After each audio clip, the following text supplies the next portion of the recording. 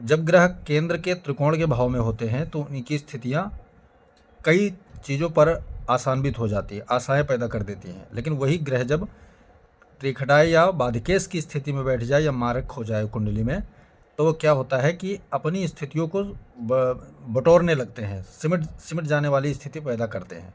तो अगर किसी कुंडली में बुध कारक की स्थिति में है, कारक कैसे होगा? अब जैसे काल पुरुष की कुंडली है, मेष लग्न की कुंडली, इसमें बुध कारक स्थितियों में नहीं है, तो क्या इसमें कोई राजयोग बन सकता है? या और भी जो योग कारक बुध होगा उस कुंडली में, तो क्या केवल केंद्रस्थ या त्रिकोणस्थ बुद्ध ही राजयोग का बना सकता है? तो उन स्थितियों पर बारीकी से आज हम सरल सटीक चर्चा करेंगे मित्रों। अगर आपका बुध केंद्र के किसी भाव में बैठा है, मान लिया लग्न में बैठा है बुध आपका, लग्न में बुध आपका बैठा है, या फिर चतुर्थ भाव में बुध आपका बैठा हुआ है, या फिर दसम भाव में बुध आपका बैठा हुआ है, त्रिकोण के भाव में यदि पंचम में बुध बैठा है आपका, या फिर नवम में बुध बैठा है आपका, केंद्र के भाव हमने ले लिया और त्रिकोण के भाव ले लिए, यही भाव महत्वपूर्ण होते हैं। वैसे केंद्र के भाव में सप्तम भाव भी आता है, परंतु ये मार्केश में आ जाता है, सप्तम और दूसरा घर जो है मार्केश में आ जाता है। अब हमें बुध को ये देखना है बलाबल संभावनाओं कितना पैदा करता है और असंभावना कितना पैदा करता है। संभावना पैदा करने के लिए बुध के हमें स्थितियों पर चर्चा करना चाहिए कि बुध की वास्तविक स्थिति है क्या। केवल केंद्र में या त्रिकोण में बैठ जाने से उसकी स्थिति प्रबल हो गई, मजबूत हो गई, या अन्य कोई बातें हैं। जैसे केंद्र में यहाँ है, परंतु ये जो राशि है आप यहाँ देखोगे 1 नंबर 8 नंबर इसकी क्या है, शत्रु राशि में आता है, तो जाहिर सी बात है यहाँ बुध मजबूत की स्थिति में नहीं है। 12 नंबर इसकी नीच राशि है, तो अगर बुध 12वें घर में है, एक तो त्रिकटाय हो जाएगा, दूसरा नीच भी हो जाएगा। ठीक है, यहाँ भी अनुकूल स्थिति अगर देखा जाए तो अभी नहीं है, लेकिन यहाँ संभावनाएं पैदा कर रहा है। कैसे? ग्रह जहाँ नीच का होता है तो वहाँ पर एक संभावना उसके पास खुला होता है। कौन सा? कहीं अवसर मिले या मौका मिले तो वो उच्चतम की ओर बढ़ने का कार्य कर सकता है। वही क्या है, 6 नंबर इसकी क्या है, उच्च राशि भी है और अपनी स्वराशि भी है, और छठे भाव का बुध कहीं ना कहीं कारक भी बनता है। तो ये स्थिति क्या है, बहुत ज़्यादा संभावनाओं को पैदा कर रही है। और जाहिर सी बात है ये इस जो राशि मीन राशि में बुध जब बैठता है तो यहाँ पर क्या है कि अभी तो ऐसा लग रहा है जैसे यहाँ पर कुछ नहीं देने वाला है, परंतु यहाँ पर दो स्थितियाँ कि काश वो ग्रह जिस राशि में जो ग्रह नीच का होता है उसका स्वामी अगर यहाँ स्थापित हो जाए, जैसे गुरु आ जाए यहाँ पर, ठीक है, या इस राशि में जो ग्रह उच्च का होता है वो आ जाए यहाँ पर, तो संभावनाएं बन गई। यहाँ पर संभावनाएं पैदा करने का काम बुध ने कर दिया। और साथ साथ में उस ग्रह का संभावना जो शुक्र जो इस राशि का उच्च है, इस राशि का स्वामी है, उसके संभावनाओं को भी बुध ने क्या किया, आत्मसात कर लिया, अपने बल को भी सुरक्षित कर लिया।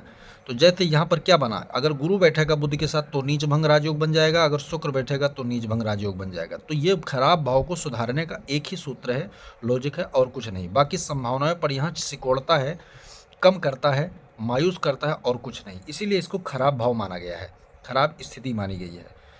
छठे भाव की बात कर लेता हूँ। वैसे तो ये जो है काम त्रिकोण के भाव कहलाते हैं।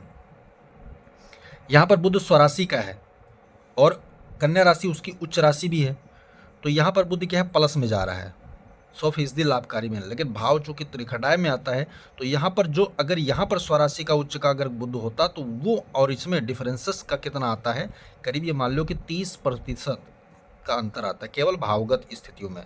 तो मैं चर्चा केवल करना चाहता हूँ भावगत, कि अगर यहाँ पर बुध बैठा है तो ना मित्र राशि में है ना शत्रु राशि में, सामान्य स्तर की राशि में है। ठीक है, तो यहाँ पर अगर चंद्रमा आ जाए, यहाँ पर इसके साथ में जो है चंद्रमा आ जाए या फिर गुरु आ जाए, तो क्या होगा, एक अलग स्टेटस लेके बुध यहाँ पर बैठेगा। लेकिन जब तक अकेला था एक सामान्य स्तर पे बैठा हुआ था, ना मित्र राशि में ना शत्रु राशि पे, या फिर इनके साथ ना ग्रह बैठ करके इनके ऊपर दृष्टि डाले। जैसे यहाँ मंगल अगर बैठा हो, मंगल चूंकि बुध का शत्रु ग्रह है, लेकिन यहाँ उच्च का अगर मंगल बैठा है और इसके ऊपर जो है बुध अकेला बैठा है, दृष्टि डाल देगा, तो क्या होगा, मंगल उच्च का प्रभाव डबल यहाँ करेगा और बुध का प्रभाव को बढ़ा देगा, बुध के प्रभाव को बढ़ा देगा। वहीं दूसरी स्थिति में अगर बुध यहाँ पर बैठा है, ध्यान से सुनना, बहुत ही लॉजिक, बहुत ही ज़बरदस्त तरीका मैं बता रहा हूँ। अगर यहाँ नीच का बुध बैठा है, अगर यहाँ नीच का बुध बैठा है और ठीक उसके सामने वाले घर में, ठीक उसके सामने वाले घर में दूसरा नीच का ग्रह बैठा है, शुक्र, तो यहाँ पर असमंजस वाली स्थिति, क्योंकि शुक्र भी नीच हो गया, बुध भी नीच के हो गया। तब इसको दोनों को अगर सुधारना है तो एक ही प्रक्रिया है, वो क्या है कि दोनों में से किसी एक का संबंध स्थापित हो जाए, किसके, चाहे इसके राशि के स्वामी, चाहे इसके राशि के स्वामी, या फिर उन ग्रहों की दृष्टि पड़ जाए। जैसे कि बुध की सीधी दृष्टि इसके ऊपर आए, लेकिन तो शुक्र की भी जा रही है। अब यहाँ पर स्थिति क्या हुआ कि बुध की दृष्टि यहाँ आने से शुक्र का तो सुधार हो जाता है, लेकिन शुक्र की दृष्टि पड़ने से यहाँ पर बुध का सुधार नहीं होगा। क्यों नहीं होगा? क्योंकि यह बुध की स्वराशि नहीं है, ये एक अलग स्टेटस है। यहाँ उच्च राशि जरूर है, लेकिन नीच ग्रह उच्च राशि पर अगर दृष्टि डालते हैं तो वहाँ उच्चतम स्थिति पैदा नहीं कर पाएंगे। अगर यह कोई लॉजिक या सूत्र बताता है तो वो गलत है। अलग स्थितियों में बात करूं कि जैसे मैंने क्या कहा कि बुध यहाँ से अगर दृष्टि डालते तो स्वराशि का होने के कारण यहाँ की स्थितियों को सुधार गया, क्योंकि शुक्र का नीच भंग कर गया वो, ठीक है। लेकिन अगर यहाँ पर केवल गुरु कहीं से या तो दृष्टि डाल दे, यहाँ पर ये उपस्थित हो जाए तो ही नीच भंग होगा, या फिर शुक्र यहाँ पर आकर बैठ जाए तो ही नीच भंग होगा, अन्यथा उस स्थितियों में अन्य प्रकार के कोई नीच भंग नहीं बनता है। अगले बात करता हूँ कि पंचम भाव में, ठीक है, पंचम भाव में अगर या फिर लगन में, जैसे मैंने कहा कि लगन की स्थितियों में से शत्रु राशि में, लेकिन यहाँ पर अगर मंगल आ जाता है या फिर सूर्य आ जाता है तो यहाँ पर बहुत आशा पैदा करेगा, क्योंकि तो केंद्र का भाव है, शुभ भाव में माना जाता है। बुध वैसे तो अकेला खराब था, मैंने कहा पूरी तरह, लेकिन यहाँ उच्च, इस मेष राशि का उच्च कौन होता है? सूर्य आकर के क्या है, बुध की स्थितियों को बदल कर राजयोग बना दिया। वही मंगल क्या है, स्वराशि में आकर के क्या है, सामान्य स्तर का ही सही, लेकिन जो राजयोग बना वो मंगल का राजयोग क्या है, रोचक नाम का राजयोग बना। बुध के हो जाने से बुध का भी बल बढ़ गया। ठीक उसी प्रकार के दसम भाव में भी यही हुआ।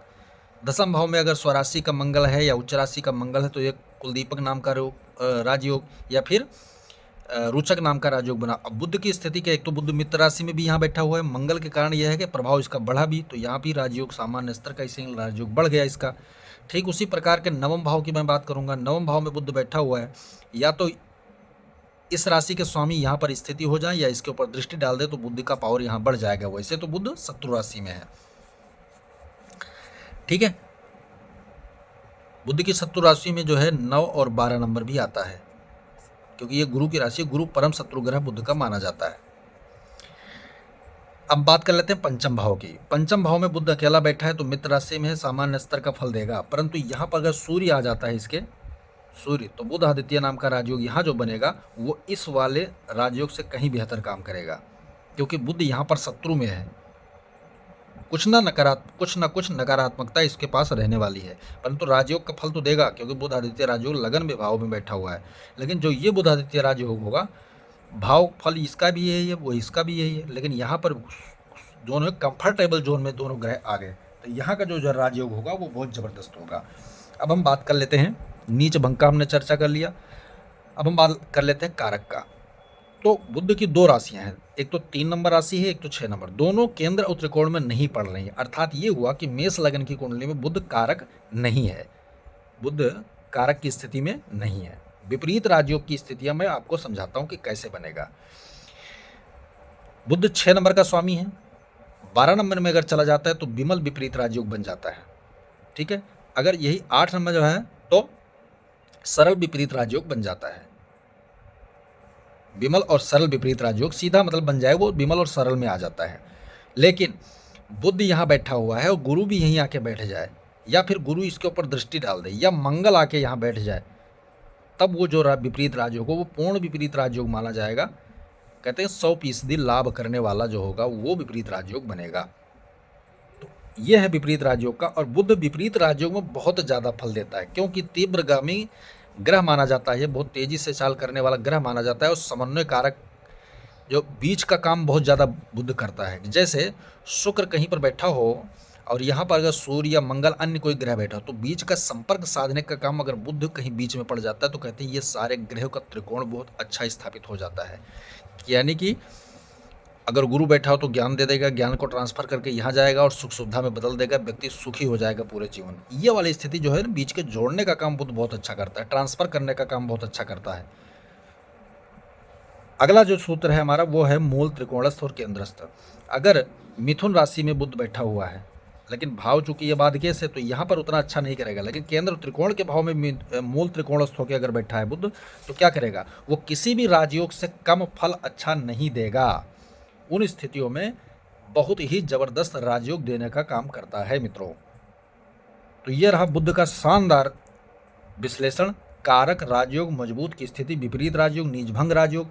ठीक है, अब मैं कुछ और चीज़ बात कर लेता हूँ। एक सूत्र रह रहा है उसको भी बता देता हूँ कि अगर ये मिथुन लगन की कुंडली हो, ये मिथुन लगन की कुंडली हो और इनमें बुध क्या है बैठा हो, ध्यान से सुनना, लॉजिक इसी में समझा देता हूँ। अगर बुध मिथुन लगन की कुंडली हो या कन्या लगन की कुंडली हो, बुध इसी में बैठे या फिर कन्या वाली राशि में बैठ जाए, ठीक है, या फिर उच्च की राशि में कहीं भी स्थापित हो जाए, लेकिन केंद्र और त्रिकोण के भाव में यानी इन्हीं भावों में होना चाहिए, तो एक राजयोग और बनता है जिसको कहते हैं भद्र नाम का राजयोग।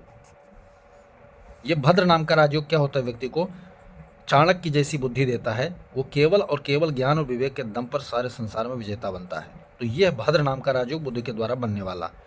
मित्रों, वीडियो पसंद आए तो लाइक करें, शेयर करें, सब्सक्राइब करें, साथ में बेल आइकन का बटन जरूर दबाएं ताकि हमारा नया लेटेस्ट वीडियो आप तक जरूर पहुंचे। वीडियो बिना स्किप करके देखेंगे तभी समझ में आएगा। जय श्री राम।